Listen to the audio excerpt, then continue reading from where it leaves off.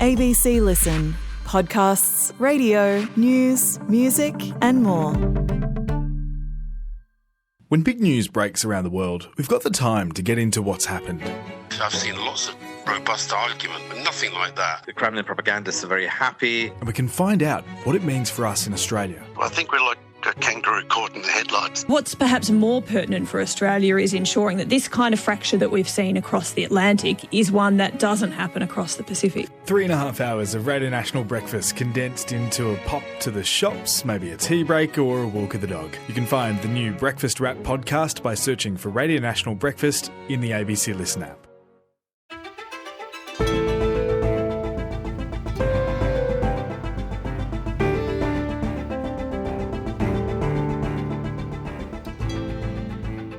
Just before midnight on Friday, millions of people living in and around Brisbane were told to take shelter, to hide in the strongest room in their homes and to stay there. Cyclone Alfred was coming their way, and for most residents it was the first time they'd ever faced such a threat.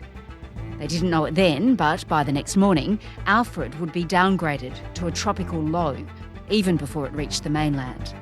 So what happened? How did it all unfold, and how should we assess the warnings, preparation and response? Today we speak to a cyclone expert and we take you to Lismore in northern New South Wales, where the community is breathing a sigh of relief. I'm Sam Hawley on Gadigal land in Sydney. This is ABC News Daily.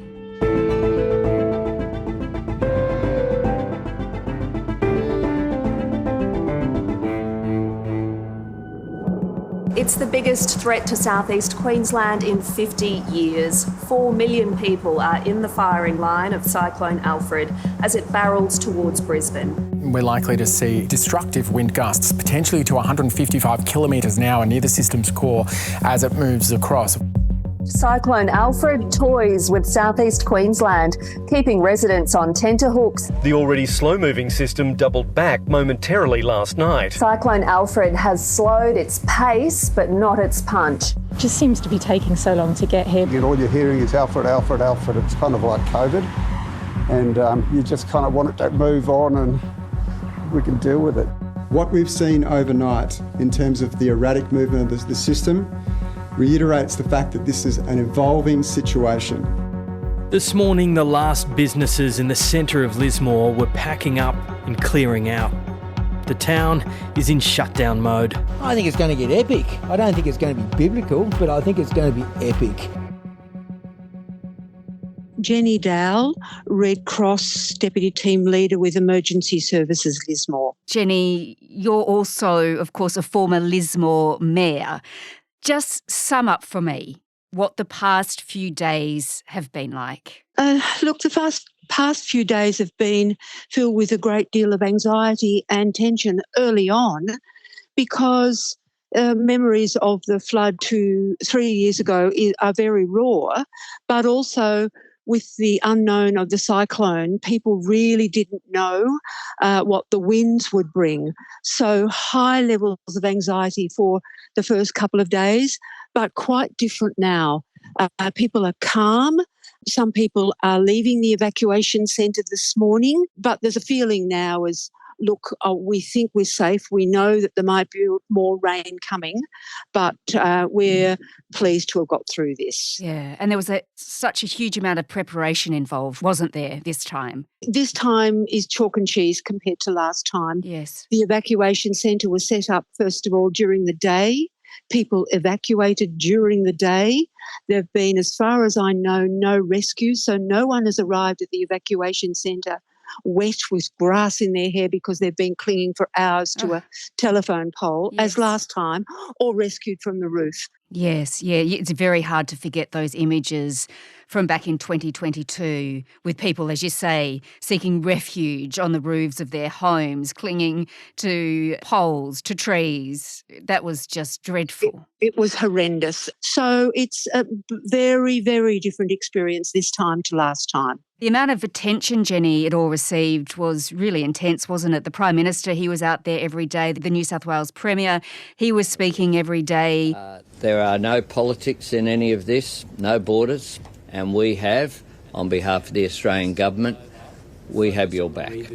But the priority at the moment is to keep community safe. And Did the locals appreciate that? Oh, absolutely. To have the undivided attention of the Premier here for 5 days, and it really was a boost. So everyone has worked really well together. So, if this was frankly, some minor things that will be tweaked next time, but this could be, I think, a blueprint of how it should be. It's been really, really well done here. Yes, some issues. I don't want to minimise the fact that there have been some issues, but, in the scheme of things, everything's gone really well. Tell me that moment when the cyclone was actually downgraded and people realised that the threat wasn't as severe as they had thought it could be. Tell me how it was in that evacuation centre. How did people respond? Well, we actually had ABC TV on live streaming the news channel, and so some people were watching and heard that. Just got some news in from the Weather Bureau. Yeah, just in the last minute or two, James and Catherine, we have seen tropical Cyclone Alfred downgraded to a tropical low. It's just sitting still. So the news crept quietly and slowly through everyone, and there was you could just see the relaxation of shoulders as people realised we're through this. We're through what the biggest fear was, which was not so much the rain. Yes, the flood is absolutely awful, but for us, being inexperienced with cyclones, that was frankly the biggest fear. And actually, the last couple of nights, people have slept relatively well.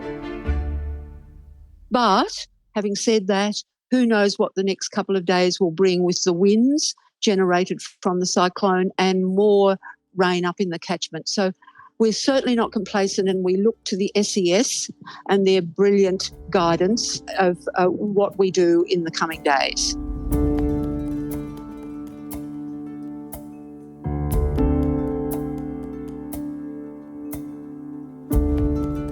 My name is Jonathan Nott. I'm Professor of Geoscience at James Cook University, Cairns. I reconstruct long-term patterns of these cyclones from geological evidence. So in that sense, I've had to learn a lot about cyclones and understand them. Yeah, well, it's great to be talking to you because I think we all really want a sense of what happened to this cyclone. When was it that authorities first started to get concerned by this cyclone, that it could be incredibly destructive? Well, as you know, the cyclone started in the Coral Sea and never threatened the North Queensland or far North Queensland coast because it moved out. It moved sort of eastwards out into the Coral Sea. We did know that the track was then going to go south and there was a possibility it was going to come in. Initially, it looked like it was going to come in somewhere probably between Gladstone and Bundaberg, but then the model showed it going even further south, and then we could see that there was also going to be, it was going to take a sharp turn and make a beeline back for the coast. So really, I think when the model started showing it was going to make a beeline back for the coast, probably 4 to 5 days before it actually made landfall. So, yeah, that's when we really started to become concerned. And significant that it was so far south, that we hadn't seen that for, more than 50 years. So what was going on there? Well, look, it's just one of these things. I mean, it's just all about the steering winds. They normally run into the coast well before they get that far south. So in this instance, it was just that the steering winds pushed it out to sea towards the east and then just tracked due south. There was nothing really steering it so much then. So without any steering winds, a cyclone will tend to move out towards the southeast that does that. And then the high south of Australia started to take over and redirect it back towards the southeast Queensland coast. So look, it's nothing particularly special about that. It was just the circumstances that led it to go that way. But it was able to survive because we had quite warm sea surface temperatures and the upper atmospheric conditions were favourable for it as well. Often when a cyclone goes too far south, it hits too cooler water, ocean water, or the upper atmospheric winds, what we call the shearing winds, basically take the head off the cyclone. So, they don't tend to survive. But everything just lined up for this one. So that's basically why it occurred. Yeah. So it was a really tense time for so many people. Schools were closed, flights were cancelled, elective surgery postponed, people were ordered to bunker down. Just tell me, in your view, was that all required and needed?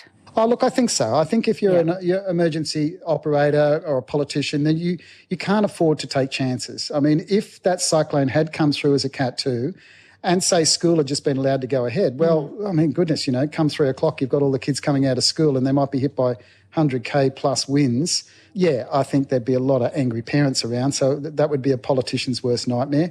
And the same for emergency managers as well. So, yeah, I think it was necessary. Given the forecast from the Bureau, I don't think there was any other response but to do that. All right. Well, John, by the weekend, of course, we know it was downgraded to a tropical storm. Just explain why that happened. Could we have predicted that was how this cyclone was going to behave once it hit land? Well, yes, once it hit land, we would know that it would be downgraded fairly quickly. We knew that. But the problem was we expected it to come onto the coast at a reasonable pace and still maintain its intensity right up until landfall. But in this instance, it started stalling. So the steering winds started to get a bit weak at times, and then they'd pick up a bit, and then it'd move it. And then, the night before, it stalled just east of the Moreton Bay Islands. And then when it crossed over the islands, the sand islands, it was moving very, very slowly. And because it didn't sort of rush onto the land, it didn't get to maintain its structure. So once a cyclone gets too close to land, it starts drawing in dry air off the mainland. And that dry air is a killer for cyclones. They need warm, moist air the whole time in order to keep them fueled. So because it came in slowly and it stalled and then it sat there, it was just drawing in dry air. So by the time it actually got to the mainland proper, which was really Caloundra by the time it actually properly crossed the mainland coast, it was downgraded. It was no longer had cyclone structure, simply because it was drawing in so much dry air. I mean, the weather is a chaotic system. I know a lot of people like to put the Bureau down and say, they don't get it right, but they really do get it right a lot of the time.